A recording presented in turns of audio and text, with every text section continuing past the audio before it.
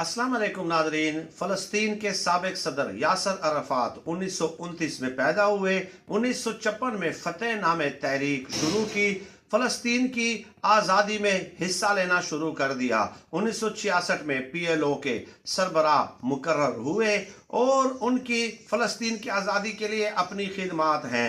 चुनांचे पूरी ज़िंदगी में उन पे 11 कातिलाना हमले हुए और वो 11 के 11 कातिलाना हमलों में महफूज रहे। और दूसरी तरफ इमरान खान साहब के बकौल उन पे 7 कातिलाना हमले हो चुके हैं, लेकिन अल्हम्दुलिल्लाह इमरान खान साहब अभी तक सलामत हैं और उन तमाम हमलों के बावजूद महफूज हैं।